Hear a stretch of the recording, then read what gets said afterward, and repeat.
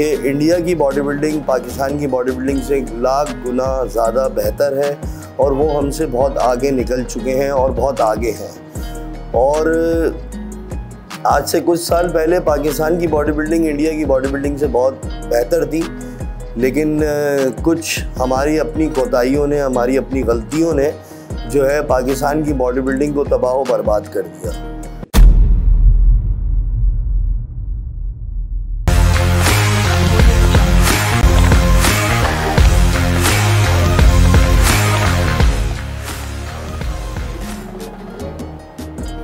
अस्सलाम वालेकुम, welcome back to my channel. और मैं एक बार फिर आपके साथ मौजूद हूँ। तो काफ़ी दिनों से मुझे जो है मैसेजेस आ रहे थे कि यार रमीज़ भाई आप ये बताएं कि इंडिया और पाकिस्तान की बॉडी बिल्डिंग में क्या फ़र्क है, इंडिया की बॉडी बिल्डिंग पाकिस्तान की बॉडी बिल्डिंग से अच्छी है या पाकिस्तान की बॉडी बिल्डिंग इंडिया की बॉडी बिल्डिंग से अच्छी है। तो मैं बताता चलूँ कि इंडिया की बॉडी बिल्डिंग पाकिस्तान की बॉडी बिल्डिंग से 1 लाख गुना ज़्यादा बेहतर है और वो हमसे बहुत आगे निकल चुके हैं और बहुत आगे हैं। और आज से कुछ साल पहले पाकिस्तान की बॉडी बिल्डिंग इंडिया की बॉडी बिल्डिंग से बहुत बेहतर थी, लेकिन कुछ हमारी अपनी कोताहियों ने, हमारी अपनी गलतियों ने जो है पाकिस्तान की बॉडी बिल्डिंग को तबाह व बर्बाद कर दिया।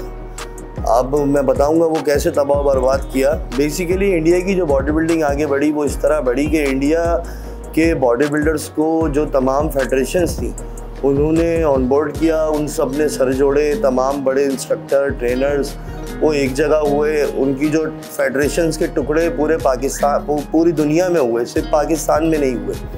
2012 में वर्ल्ड में फेडरेशंस के अंदर टुकड़े हुए, तो वो पूरे वर्ल्ड में हुए, तो इंडिया में भी हुए, पाकिस्तान में भी हुए। लेकिन उन लोगों ने टुकड़े तो किए लेकिन आपस में एक दूसरे से लड़े नहीं, ना एक दूसरे के लिए नेगेटिव उन्होंने पॉइंट ऑफ व्यू पेश किए, ना वो किसी के ख़िलाफ़ गए, बल्कि उन्होंने एक जगह जमा हुए, सर जोड़ा। पहले उन्होंने ये देखा कि यार हम पीछे क्यों जा रहे हैं, हम पाकिस्तान हमसे आगे जा रहा है, पाकिस्तान हमसे ज़्यादा मेडल्स जीत रहा है, हर प्लेटफॉर्म पे विन कर रहा है, आगे निकल रहा है बॉडी बिल्डिंग के अंदर, तो हम इनसे पीछे क्यों जा रहे हैं। तो उन्होंने इस चीज़ को देखा कि हमारे जो है ना कहीं हम लेक कर रहे हैं। वो लेक कहाँ कर रहे थे कि वो एक दूसरे की टांग खींचने में लगे हुए थे, क्रिटिसाइज़ करने में लगे हुए थे, एक दूसरे को बुरा भला करने लगे। तो फिर सब ने उनके एक हुए, यूनिटी बनाई, और एक होने के बाद उन्होंने ये डिसाइड किया कि फेडरेशन चाहे कोई भी हो, हम इंटरनेशनल प्लेटफॉर्म पे उस नौइयत के लड़के भेजेंगे जहाँ वो जीत सकें। जैसे कि मसलमेनिया में मसलमेनिया के कैलिपर के, नोबी में नोबी के कैलिपर के, WFF में WFF के कैलिपर के, IFBB में IFBB के कैलिपर स्टैंडर्ड के लड़के होने चाहिए। उस तरह क्या हुआ, इंडिया की जो बॉडी बिल्डिंग थी वो तरक्की करती गई, हर प्लेटफॉर्म पे, हर फेडरेशन में वो लोग जीतने लगे और सक्सेसफुल होने लगे। जब वो लोग सक्सेसफुल होने लगे तो उनको प्राइवेट स्पॉन्सर्स और प्राइवेट कंपनीज जो हैं उनकी बड़ी ज़बरदस्त हैं, बड़ी स्ट्रॉन्ग है इंडिया के अंदर, प्रोटीन्स की और डिफरेंट फिटनेस के ब्रांड्स हैं। उन्होंने क्या किया, एथलीट्स को हायर करना शुरू किया, उन्होंने एथलीट्स को प्रमोट किया, इंडिया के बॉडी बिल्डर्स को सपोर्ट किया। वहाँ की भी गवर्नमेंट उनका साथ नहीं देती जितना उनके प्राइवेट सेक्टर साथ देते हैं। प्राइवेट कंपनीज जो हैं, फिटनेस के ब्रांड्स हैं और जो प्रोटीन्स की कंपनीज हैं, सप्लीमेंट्स की कंपनीज हैं, ये इनको प्रमोट करती हैं, इनको सपोर्ट करती हैं।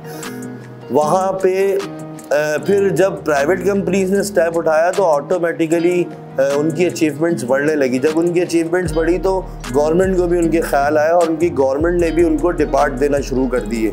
अब उनके जो बच्चे गोल्ड मेडल लेते हैं, जो लड़के गोल्ड मेडल लेते हैं, उनको वो हायरिंग करते हैं डिपार्ट्स के अंदर और सैलरीज रखते हैं, उनकी जॉब देते हैं। तो एक अपॉर्चुनिटी गवर्नमेंट ने भी उनके लॉन्च करना शुरू करी। अभी रिसेंटली मैंने देखा कि गवर्नमेंट उनकी अब बढ़ चढ़ कर हिस्सा ले रही है बॉडी बिल्डर्स के लिए। उन्होंने कैश प्राइजेस भी दिए। अभी रिसेंटली एक महाराष्ट्र के जो मेरे ख्याल में CM थे, उन्होंने जो है वो एक बॉडी बिल्डर को मिस्टर वर्ल्ड बनने पे जो है वो अवार्ड दिया और कैश प्राइज़ दिया। तो ये बहुत ज़बरदस्त चीज़ मैंने देखी। इसी तरह हम पीछे क्यों जा रहे हैं, अब उसकी आपको मैं वजह बताऊं। हमारे पाकिस्तान में क्या हो रहा है, हमारे पाकिस्तान में कोई लड़का अगर खुदा ना खास्ता कहीं से जीत के आ जाए ना, तो उसकी सबसे पहले हमारे अपने लोग ही टांगे खींचेंगे। हमारे अपने उसके आसपास के लोग, उसके आसपास के रहने वाले ज़्यादा दूर ना जाएं, किसी और शहर भी ना जाएं, अपने ही शहर के लोग उसकी टांगें खींच रहे होंगे, उसको बुरा भला कह रहे होंगे, अरे ये कैसे बन गया, ये तो बेकार है, इसकी तो फिजिक नहीं है, ये तो थर्ड क्लास है, ये कैसे वर्ल्ड बन सकता है, ये कैसे एशिया बन सकता है, ये कैसे मेडल लेके आ रहा है। फिर जो फेडरेशन की सतह पर भी एक दूसरे पे बैड कमेंट्स आने शुरू हो गए। जब हमारे बड़े ही फेडरेशंस के लोग एक दूसरे को बुरा भला कहेंगे तो ऑब्वियसली जो फेडरेशन के अंडर जो लोग आते हैं, नीचे जो फिटनेस फ्रीक आते हैं, जो बॉडी बिल्डर्स या जो नए नए फिटनेस की फील्ड में आ रहे हैं, तो जो जिनको लाइक करते हैं वो उस हिसाब से अपना नज़रिया पेश करेंगे, बुरा भला भी कहेंगे, क्रिटिसाइज़ भी करेंगे। हम लोग इसी में मर गए, इसी में हम लोग ख़त्म हो गए, हम एक दूसरे के दुश्मन बने हुए। कल को अगर कोई किसी और प्लेटफॉर्म से जीत कर आएगा तो मेरी सबसे पहले मैं खड़ा हूँगा और उसको वेलकम करूँगा, कॉन्ग्रेचुलेट करूँगा और उसको विश करूँगा कि वो बहुत अच्छा काम कर आया। मेरी ये फीलिंग्स है, मैं ये सोचता हूँ। मगर हर लड़का ये नहीं सोच रहा। हमारे यहाँ सबसे बड़ा मसला ये आया है कि हर लड़का ये सोच रहा है, अरे यार ये कैसे बन गया, जेलिसी।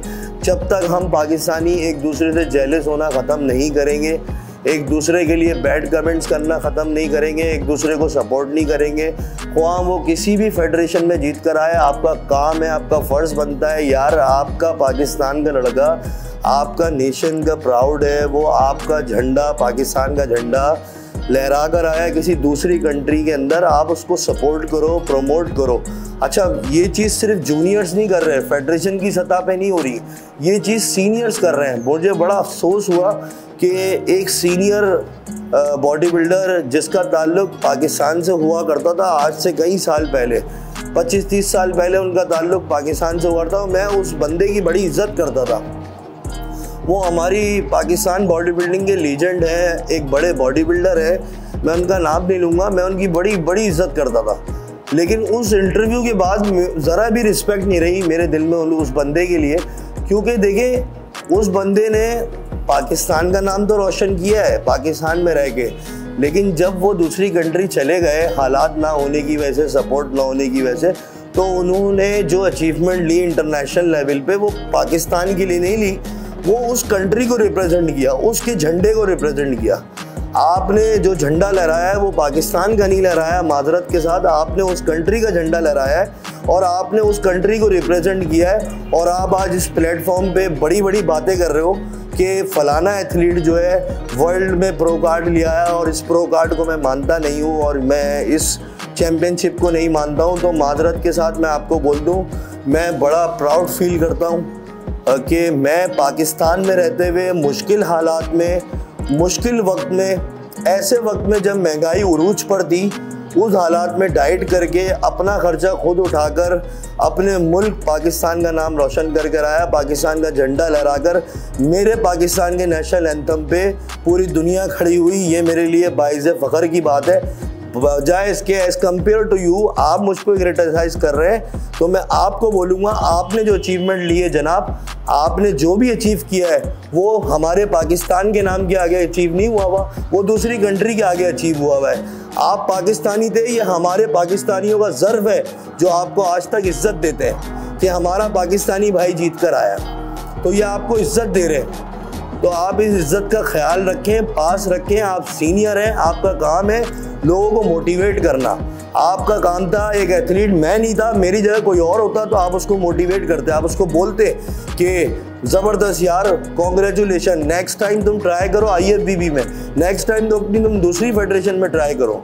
मैं एज अ सीनियर एथलीट यही करूँगा। अगर कोई लड़का निचली सतह पे भी जीत के आएगा तो मैं उसको दूसरी प्लेटफॉर्म की दावत दूंगा कि तुम अब यहाँ पे ट्राई करो।